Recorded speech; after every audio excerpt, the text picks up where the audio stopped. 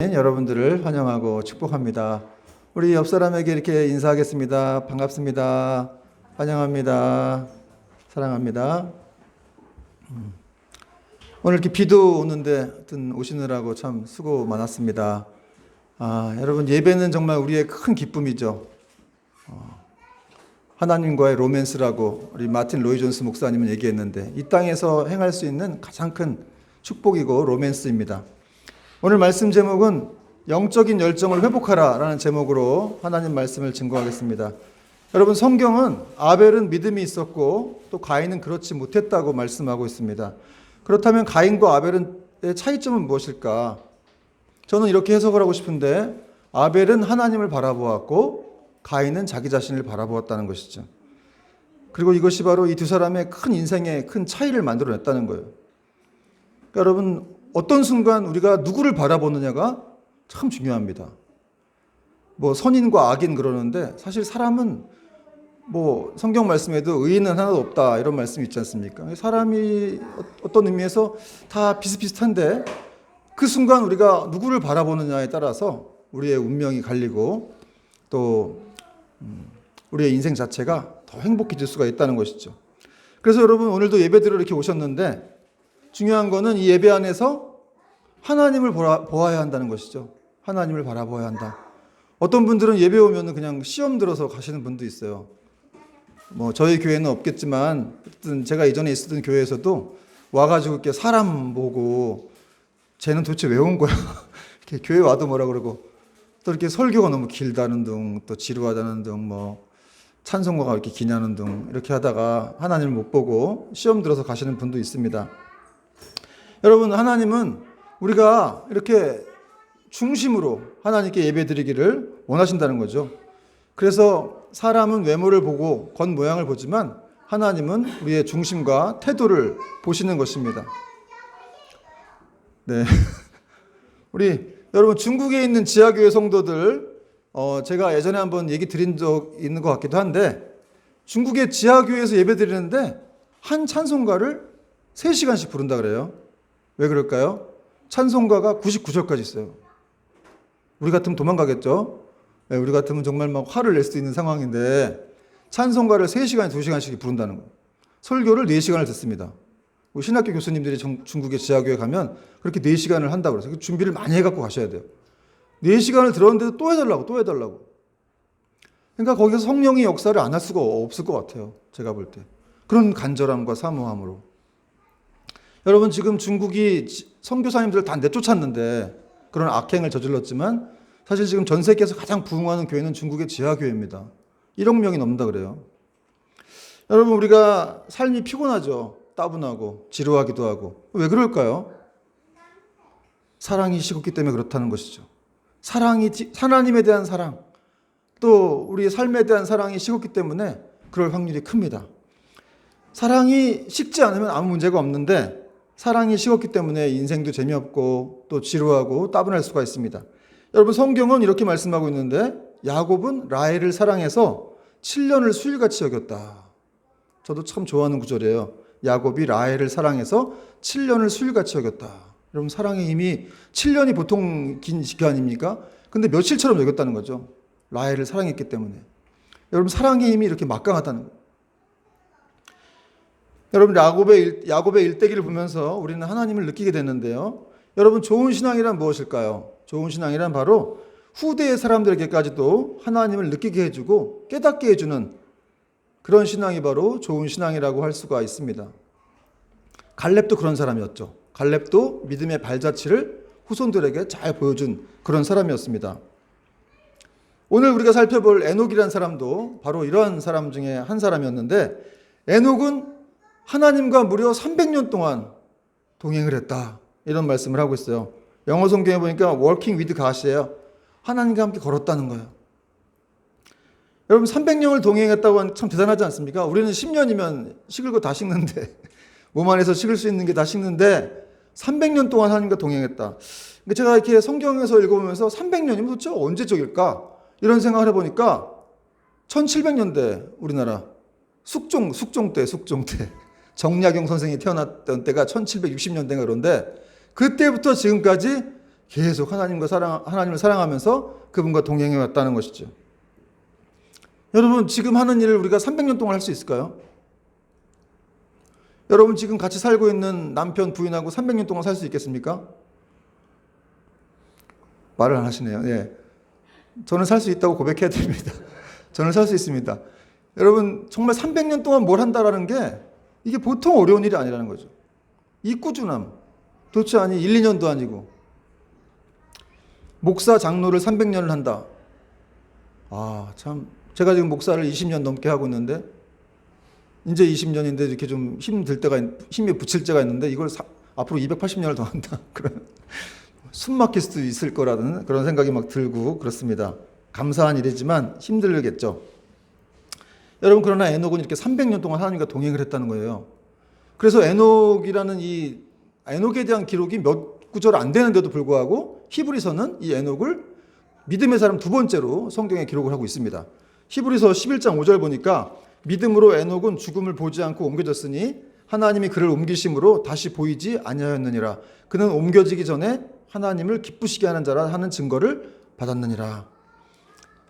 여러분, 에녹이 너무 믿음이 좋아가지고 하나님께서 에녹을 그냥 이 땅에 살지 않게 하시고 바로 이렇게 천국 맨션으로 이렇게 올려 보내셨어요. 근데 이건 죽은 거하고 다릅니다. 여기 나오죠? 옮겨졌다. 이게 히브리어 원문에도 이 세상에 있지 아니하였더라 이 말이 세상이라는 말이 없고 이런 말이 있습니다. 그리고 그는 없었다. 한마디로 이렇게 옮겨진 거예요. 죽음을 보지 않고 옮겨진 사람. 여러분, 이 구약에 죽음을 보지 않고 옮겨진 사람 에녹 말고 또 누가 있었죠? 네? 엘리야입니다. 네, 맞습니다. 엘리야, 또 에녹 이런 사람들이 하나님과 동행한 사람들이었다니. 그러니까 여러분, 여기서 우리가 알 수 있는 건 뭡니까? 이렇게 하나님과 동행하다 보면 이런 놀라운 축복이 있을 수 있겠구나. 죽음을 보지 않고 하늘로 올라가는. 오늘 본문 말씀 통해서 에녹이 하나님과 동행했다는 것은 과연 무슨 뜻인가? 라는 것을 좀 알아보도록 하겠습니다. 첫 번째, 에녹이 하나님과 동행했다는 것은 멈춰있는 삶이 아니라 계속 움직이는 삶이었다는 거예요. 21절과 22절 보니까 에녹은 65세에 무드셀라를 낳았고 무드셀라를 낳은 후 300년을 하나님과 동행하며 자녀들을 낳았으며. 여기 동행했다는 말이 나오는데 이 동행했다는 히브리 단어가 이 할레크예요. 헬레크. 이 단어의 뜻이 두 가지가 있는데 하나는 아까 워킹이라고 했죠. 걷다. 또 하나는 삶의 방식을 추구하다, 따르다 이런 뜻입니다. 그러니까 첫 번째 뜻, 걷다라는 뜻에서 보면은 그러니까 믿음이라고 하는 것은 이렇게 멈춰있는 삶이 아니고 하나님과 보조를 맞추면서 걸어가는 삶이다 라는 걸 알 수가 있다는 것이죠. 여러분, 많은 사람들이 오해를 하고 있는 게 있는데 믿음에 대해서 오해를 합니다. 믿음은 아무것도 안 하고 이렇게 주머니에 넣고 있는 것이다 이렇게 생각하는 사람들이 있는데 사실 믿음은 그렇지 않다는 거죠. 믿음은 가만히 있는 것이 아니고 행함이라는 거예요.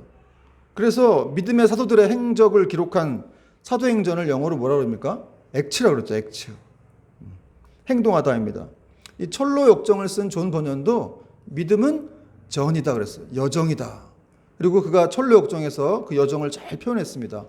이 젊은 크리스찬이 나와서 계속해서 순례 여정을 걷는 그런 내용들을 썼죠.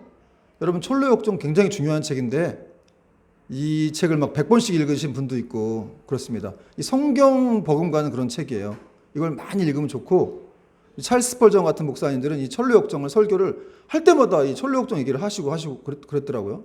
그러니까 이 철로 역정은 계속 젊은 크리스찬이 계속 순례 여정을 걸으면서 난관이 있고 어려움이 있지만 계속해서 걸어갔다는 거예요. 나중에는 그 거인의 집에 들어가서 막 거인이 막 자살하라고 강요하죠.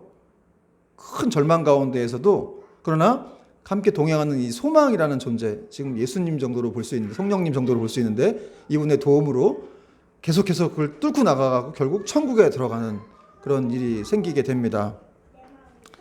그러므로 여러분, 믿음이란 무엇이냐? 믿음이라고 하는 것은 고난과 난관이 있어도 계속해서 멈추지 않고 가는 것이다. 여러분, 예수 믿으면 착각하는 게 있는데 예수 믿으면 만사 형통할 것이다 이런 생각을 하기도 합니다. 실제로 그런 생각을 가지고 이제 예수님을 믿는 사람들이 있긴 있어요. 근데 여러분, 예수 믿으면 만사 형통합니까? 아니죠. 여러분, 예수 믿는다고 뭐 시험만 보면 맨날 합격하고 맨날 100점 맞고 뭐 결혼 다 잘 되고 뭐 모든 게 다 이렇게 잘 되기만 하는 그런 삶이 아니라는 거죠. 오히려 예수 믿었기 때문에 고난도 많고 또 여러 가지 어려움도 있습니다. 그래서 베드로 사도가 얘기하기를 너희에게 고난이 있는 것을 이상히 여기지 말라 그랬습니다. 그냥 예수 믿는 건 고난과 동일시하는 그런 거라는 거죠. 그러나 그 고난은 슬픈 고난만 있는 게 아니라 그 고난 속에는 숨겨진 어떤 보물이 있죠. 그 고난 속에 영광이 있다는 것입니다. 에녹이 살던 당시에도 굉장히 힘들었습니다. 아주 무법지대였어요. 무법지대고 아주 그렇게 공의가 행해지지 않는 그런 시대였는데 그 에녹 시대를 설명하는 성경이 유다서에 있는데 유다서 1장에 보니까 이렇게 되어 있어요. 아담의 7대 손 에녹이 이 사람들에 대하여도 예언하여 이르되 보라 주께서 그 수만의 거룩한 자와 함께 임하셨나니 이 사람들은 원망하는 자며 불만을 토하는 자며 그 정욕대로 행하는 자라 그 입으로 자랑하는 말을 하며 이익을 위하여 아첨하느니라. 그러니까 이 당시 에녹 당시에 사람들이 어땠는지 아시겠죠? 원망하는 자, 불만을 토하는 자, 또 정욕대로 행하는 자, 또 그 입으로 자랑하며 이익을 위해서 아첨하는 자다. 한마디로 이런 수준이었기 때문에 하나님이 이제 이 시대 이후로 노아의 홍수의 심판을 이제 예비하셨다는 거예요. 이렇게 힘들고 정말 하나님 말씀을 지키기가 어려운 상황이었음에도 불구하고 에녹이 계속 하나님과 동행을 하면서 이 믿음의 길을 걸어갔다는 거예요. 그러니까 여러분 우리도 아무리 힘들고 어려워도 계속해서 앞으로 나아가야 될 줄로 믿습니다. 제가 좋아하는 그 목사가 이런 말 해도 되는지 모르겠지만 제가 제일 좋아하는 도박 용어가 있는데 못 먹어 듣고 그런 용어 계속해서 가는 거. 제가 개척 초기에 이렇게 예배를 드리고 나서 이제 송태근 목사님한테 이제 저희가 예배를 드렸습니다. 그리고 이제 사진하고 이제 카톡을 보냈어요. 문자 보냈는데 이게 보통 송 목사님이 이렇게 카톡이나 문자를 잘 답장을 안 해주세요. 그래서 이렇게 가슴 아리할 때가 많은데 근데 그날 답장을 딱 보내셨어요. 그래서 뭐라고 보내셨냐면 오케이 주님 믿고 앞으로 가 그런 답이 딱 왔더라고요. 근데 참 그 말이 너무 위로가 됐어요. 사실 제가 앞으로 안 가려고 그랬거든요.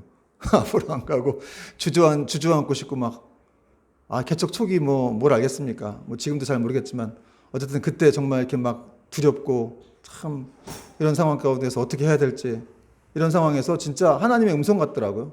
주님만 믿고 앞으로 가라. 그게 정답 아닙니까, 여러분? 여러분 믿음이란 뭐예요? 주님만 믿고 앞으로 가는 거예요. 우리가 앞길을 어떻게 알아요? 앞날을 아무도 모르죠. 그렇죠? 요즘 여러분 미래에 대한 불안감 때문에 연금 보험, 그냥 보험에 드는 사람이 많이 늘어났다 그래요. 그리고 이렇게 삶이 어려울수록 점집이 더 호황된다 그래요. 가서 뭘 알아봐야 되니까 자기 미래가 어떤지. 근데 여러분 그렇게 이게 연령도 낮아졌다 그럽니다. 점집 가서 보는 사람들 연령. 기독교인도 많다 그래요.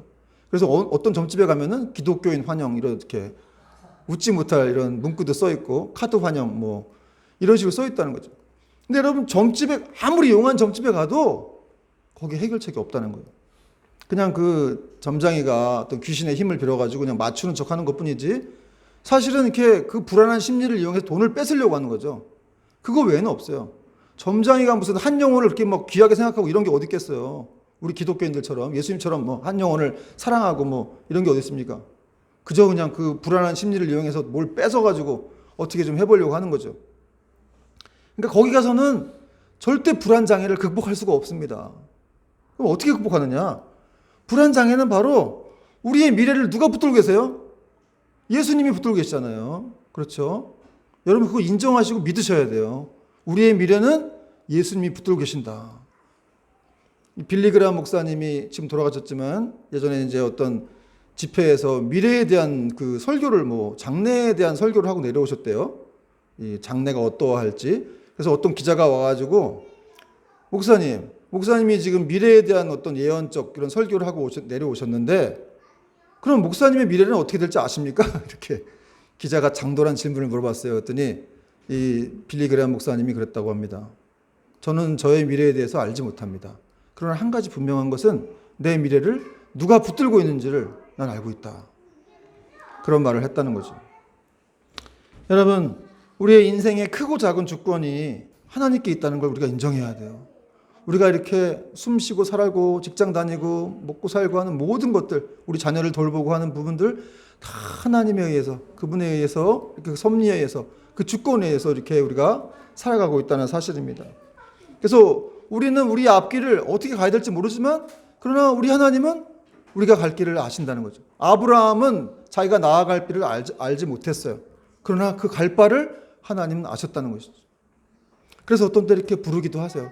다른 길로 가라 이렇게 부르시기도 하시지만, 거기에 순종해야 될 이유는 우리는 길을 모르지만 하나님은 그 길을 아시기 때문입니다. 그리고 여러분, 우리는 몰라도 상관없어요. 우리가 많이 알면 뭐 하겠어요. 하나님만 아시면 됩니다. 하나님이 우리와 함께 하시기 때문에 그 하나님이 우리의 길을 인도하실 것이기 때문에 그렇습니다. 그러므로 여러분, 우리에게 필요한 것은 돈이 아니고 스펙이 아니고 사실 믿음이에요. 하나님이 나와 함께 하신다는 믿음. 내가 이 순례의 길을 계속 걸을 때 그 길 가운데 늘 동행하시는 그 젊은 크리스찬과 동행했던 성령 소망이 있었듯이 우리 성령님이 우리와 함께 동행한다는 사실을 우리가 분명히 믿으면 두렵지 않을 수 있다는 것이죠. 어떤 모험이라도 우리는 어떤 모험의 길이라도 우리 갈 수가 있는 겁니다. 자, 두 번째, 에녹이 하나님과 동행했다는 것은 어떤 뜻이냐? 아까는 걷는 거라 그랬어요. 근데 두 번째는 이 에녹이 하나님과 동행했다는 것은 천국을 바라보고 가는 목적이 있는 삶이었다는 것이죠. 이 동행했다는 뜻의 두 번째 의미는 삶의 방식을 추구하다, 따르다 이런 뜻이라고 말씀드렸는데, 그러니까 한마디로 하나님의 방식을 따르는 삶이에요. 그러니까 이 삶은 목적도 없이 의미도 없이 그렇게 살아가는 것이 아니라 이렇게 하나님의 방식과 목적에 따라 살아가는 삶을 말합니다. 그러니까 에녹이라는 사람이 하나님과 함께 동행했고 그의 삶의 방식을 따라 이렇게 그 삶을 추구하며 따라갔다는 것이죠. 여러분, 요즘 우리 신앙 안에 가장 부족한 부분이 있는데 혹시 뭔지 아세요? 우리 신앙 안에 부족한 부분? 재림에 관한 신앙입니다. 종말론적인 신앙. 여러분, 이 시대 신앙인들은 재림에 대한 종말론적 의식이 거의 없어요. 별로 없어요. 여러분, 하나님의 삶의 방식을 따른다는 것은 이 땅에서 천년만년 살 것처럼 생각하고 자기를 위해서 막 부를 추구하면서 세상의 어떤 문화와 그 향락 문화, 가치를 추구하는 그런 삶이 아니라 주님의 다시 오심을 기다리면서 우리가 청지기로서 그 주님 맞을 삶을 살아가는 것이 바로 하나님을 따르는 그런 삶이라는 거예요. 여러분, 예수님이 정말 다시 오실 것을 믿고 있습니까? 여러분, 우리 주님은 분명히 다시 오신다고 말씀하셨어요. 몇 번 강조하셨습니다. 데살로니가전서 5장 1절 3절 말씀 보니까, 형제들아, 때와 시기에 관하여는 너희에게 쓸 것이 없음은 주의 날이 밤에 도둑같이 이를 줄을 너희 자신이 자세히 알기 때문이라. 그들이 평안하다 안전하다 할 때에 여자에게 해산의 고통이 이름과 같이 멸망이 갑자기 그들에게 이르르니 결코 피하지 못하리라. 그리고 주님이 다시 오시면 어떻게 됩니까? 우리의 슬픔과 아픔과 눈물을 다 닦아주시는 일이 일어나게 될 것이다. 이런 말씀하셨죠. 여러분, 어쨌든 성경은 이렇게 주의 날이 도둑과 같이 어느 날 갑자기. 여러분, 도둑이 들어오는 건 뭐 우리가 어떻게 알겠어요? 그러나 준비는 할 수 있겠죠. 열처녀와 같이 그렇게 기름을 딱 준비해가지고, 사실 이렇게 우리가 주님의 재림이 있다는 것을 우린 지금 알고 있잖아요. 이걸 알고 있다는 것만으로도 얼마나 큰 복인지 몰라요, 사실은. 막 내려오실 때 글쎄요, 우리한테 알려주시고 내려올 수 있을지, 아니면 그냥 정말 이렇게 도둑같이 오실지 뭐 잘 모르겠지만, 어쨌든 도둑같이 오신다고 한다면 우리는 알 수 없지만, 어쨌든 주님이 오시면 놀라운 일이 막 벌어지게 되는 것이죠. 또 계시록 22장 7절에도 이렇게 말씀합니다. 보라, 내가 속히 오리니 이 두루마리의 예언의 말씀을 지키는 자는 복이 있으리라. 여러분, 계시록에서도 주님께서 내가 속히 오리라 이런 말씀하셨다는 거예요. 여러분, 19세기의 위대한 전도자 D.L. 무디는 항상 이렇게 주님의 재림을 예비하고 살았는데, 그래서 그 사람은 설교를 할 때도 내가 지금 설교 끝나고 내려가면 주님이 오실 것이다 이렇게 생각했다는 거예요. 제가 이 예화를 찾아보면서 참 많이 좀 부끄럽더라고요. 저는 지금 내려가면 밥 먹어야 되겠지 이런 생각을 할 텐데, 그분은 지금 내려가면 주님이 오실 거야 이런 생각을 했다는 거예요. 그래서 나는 목사로서 너무 부끄러운 사람이구나 이런 생각이 막 들고, 어떻게 이렇게 주님의 재림에 대해서 이렇게 그러니까 이분이 전도한 분이 200만이 넘다 그래요. 2억 명을 만나가지고 200만 명을 주님께로 인도한 사람인데, 그러다 보니까 이분이 주님의 다시 오심을, 그러니까 사실 이분 삶도 굉장히 힘들었을 것 같긴 해요. 그래서 주님의 다시 오심을 기다리는, 고난이 있지만 어려움 속에서 소망 가운데 살아갔던 그런 분이었습니다. 여러분, 주님은 다시 오신다는 거예요. D.L. 무디의 말이 아니더라도 정말 성경이 그렇게 말씀하고 있기 때문에. 사실은 제가 뭐 들었던 환상 얘기도 있고 3.1교회 오셨던 어떤 뭐 아프리카 선교사님이 이렇게 아프리카 가가지고 자기 남편 따라 선교 갔다가 너무 막 힘들어갖고 막 밤에 막 비몽사몽 중에 막 기도하는데 어떤 이렇게 주님의 음성을 들었다고 하는데 그때 3.1교회에서 하신 간증이었는데 내가 곧 올 건데 뭘 이렇게 힘들어하냐고 그런 말씀하셨대요. 이 얘기는 안 하려고 그랬는데 했네요. 어쨌든 그렇게 뭐 환상 얘기하니까 또 이상하게 생각할까봐 어쨌든 이제 3.1교회에서 한 그런 간증이니까 그냥 그렇게 들으세요. 어쨌든 내가 곧 올 건데 뭘 이렇게 힘들어하냐고 그러면서 음성을 들려주시더랍니다. 여러분, 우리가 주님이 다시 오신다는 사실을 분명히 기억하고 있어요. 사실 주님이 다시 오시지 않더라도 우주적인 종말이 있지 않더라도 내가 먼저 또 천국에 들어갈 수가 있는 것이죠. 개인적인 종말이 또 있는 겁니다. 우주적인 종말이 없으면 개인적인 종말. 그래서 그걸 우리는 준비하고 살아야 한다는 것이죠. 항상 하나님을 만날 준비. 여러분 준비되어 있습니까? 이 땅에서 너무 잘 먹고 잘 살고 이 땅이 너무 좋으면 하나님 만나기 싫을 수 있을 것 같아요. 그렇지 않아요? 부담스럽죠. 여기가 너무 좋은데. 그래서 C.S. 루이스는 이 땅에서 너무 잘 되게 하지 않으신다 그랬어요. 여러분 너무 부유하게 되는 거, 내가 너무 지금 힘들다, 뭐 다 힘들어요. 근데 너무 부유하게 그렇게 되지 못해서 막 부러워하고 이런 삶은 사지 마십시오. 그런 삶이 좋은 삶은 아니에요. 인간이 대간사해서 정말 이렇게 풍족해지고 부유해지고 그러면 하나님 잘 안 찾아요. 예전에 어떤 분이 이렇게 자기가 뭐 한 달에 3천만 원인가 벌면은 11조도 많이 하고 뭐 교회 열심히 섬기겠다는데 진짜 그렇게 사업이 성공해서 그렇게 됐거든요. 교회를 안 나와요. 바쁘다고. 그 월요일까지 수주를 맞춰야 되는데 주일에 교회를 올 수가 없는 거예요. 여러분 무엇이 더 축복인지 우리가 잘 생각해야 됩니다. 여러분 반드시 신앙인이라면 이 종말론적인 재림의식 이걸 가지고 있을 때 우리는 강력한 사람이 될 수가 있는 거예요. 이 땅에서 뭐 일이 일비하지 않아요. 너무 연연하지 않습니다. 결국 주님이 다시 오셔갖고 우리 슬픔 눈물 다 닦아줄 건데 우린 또 영원한 생명을 살게 될 건데 그렇죠? 이 땅이 뭐가 그렇게 좋습니까? 뭐가 그렇게 중요해요? 여러분 만약에 지금이라도 주님이 다시 오시면 이렇게 우리가 들려 올라가는 거예요. 여기서 지금 그걸 휴거라고 하죠. 휴거. 근데 여러분 이 휴거라고 하는 게 이렇게 서서히 들려 올라가면서 여보 잘 있어 나 먼저 갈게 뭐 안녕히 계세요 이게 아니라 그냥 휘 이렇게 회오리 바람처럼 이렇게 엘리야가 그렇게 올라갔거든요. 낚아채워가지고 이렇게 소용돌이 낚아채워서 이렇게 휙 올라가는 그런 상태로 올라가는 걸 말합니다. 그걸 휴거라고 말해요. 독일의 종교개혁자 마틴 루터는 이렇게 말했습니다. 이분이 이런 말 했는지 몰랐는데 찾아보니까 이렇게 돼 있더라고요. 내 인생의 달력에는 단 2날밖에 없다. 오직 2날밖에 없다. 바로 오늘과 예수 재림의 날이다. 내 인생의 달력에는 오직 2날밖에 없다. 바로 오늘과 예수 재림의 날이다. 그러니까 오늘이 너무 중요하다는 거죠. 그리고 내일이란 거는 자기한테는 없다는 거예요. 사실 내일이라는 게 뭐 내일 와봐야 되는 거 아니에요? 하나님의 시간이기 때문에 우리는 알 수가 없어요. 그러니까 내일 일을 염려할 필요가 없어요. 그냥 오늘만 잘 살면 돼. 그리고 하나님은 오늘 우리 함께 하실 것이고요. 그러므로 진정한 신앙이란 무엇이냐? 종말론적인 가치관을 현재의 내 삶으로 끌어와가지고 접목시켜 살아가는 삶입니다. 여러분 에녹은 무드셀라를 낳고 무드셀라가 제일 오래 살았죠. 969세 살았습니다. 무드셀라가 자기 이제 노아 손자 노아로 있게 되는데 어쨌든 에녹이 무드셀라를 낳고 그의 이름을 지은 후부터 이 무드셀라라는 이름이 어떤 하나님의 심판과 관련된 그런 이름이에요. 그 무드셀라를 낳고부터 심판이 있을 것이라는 사실을 알고 나서 재림 신앙을 가지고 이렇게 주님과 동행하며 천성을 향해 움직이는 삶을 살았다는 것이죠. 여러분은 지금 어떤 신앙으로 무장하고 있습니까? 누구와 동행하고 있습니까? 여러분 성령님과 동행하시기 바랍니다. 주님과 보폭을 맞추시기 바랍니다. 요즘 사람들이 분주히 움직이긴 하는데 뭐 하나님과 함께 움직이는 사람 별로 없는 것 같아요. 그냥 일하고 동행하고 뭐 자기 회사하고 동행하고 뭐 세상적인 문화하고 동행하고 그러는데 하나님과 동행하는 사람들은 많지 않습니다. 여러분 중요한 건 하나님과 동행하는 거예요. 하나님이 뭐라고 말씀하시나? 하나님이 나를 어떻게 생각하시나? 여러분 세상의 방향은 하나님과 방향은 다릅니다. 로마서 12장 2절 보니까 너희는 이 세대를 본받지 말고 그랬어요. 하나님의 선하시고 기뻐하시고 온전하신 뜻이 무엇인지 분별하라.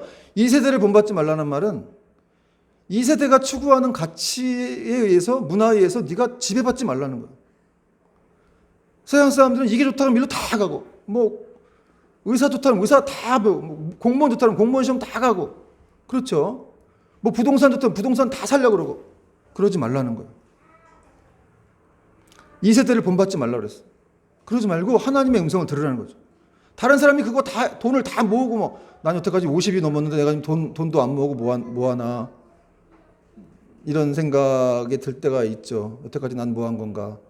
근데 그게 중요한 게 아니에요. 하나님이 우리를 어떻게 생각하시나.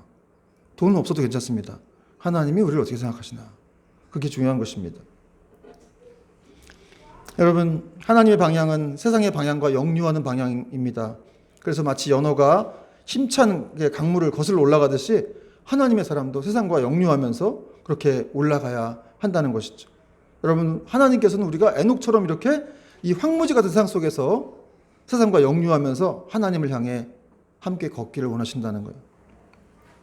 마지막으로 제가 이 예화를 드리고 마치겠는데요. 어느 크리스천 형제의 이야기를 들었는데 이분이 보험회사에 입사를 했습니다. 근데 거기서 열심히 전도도 하고 기도도 하고 뭐 밥 먹을 때 기도 열심히 했다 그래요. 크리스찬 티를 많이 냈다고 합니다. 그래서 그 불교 신자인 국장에게 아주 막 찍힌 거예요. 미움을 받았습니다. 어느 날 이렇게 회식 날 이렇게 불교를 믿는 국장이 너는 뭐 예수 뭐 술도 안 먹고 하니까 노래나 하나 해라. 그렇게 해서 이 사람이 딱 일어나가지고 뭐 아는 노래도 없고 해가지고 찬송가를 불렀다 그래요. 십자가 군병들 그랬더니 갑자기 그냥 찬물이 쫙 끼얹으면서 분위기가 그냥 썰렁해진 거예요. 그러면서 그 불교 국장이 한마디 했대요. 너 나가! 그래가지고 이분이 첫날 입사해갖고 쫓겨난 유일한 분이 됐다고. 첫날 입사해갖고 쫓겨난 분, 그런 분이 됐습니다. 근데 어떻게 우여곡절 끝에 다시 들어오게 돼가지고 이분이 다시 결심한 거예요. 그래서 다시 새로운 결심을 하고서 그래 내가 이렇게 살지 않으리라. 그리고 더 열심히 하리라 이렇게 생각하고 들어가가지고 회사에 들어가서 남들보다 1시간 더 일찍 출근하고 또 1시간 더 늦게 퇴근했다 그래요. 그리고 공휴일이 되면은 자기도 피곤하지만 이렇게 누가 도와달라 그러면 도와주기도 하고 또 다른 사람을 대신해서 이렇게 근무도 서주고 그랬습니다. 그리고 점심에 옥상에 올라가서 하나님 도와주세요 이렇게 기도를 했다고 그러더라고요.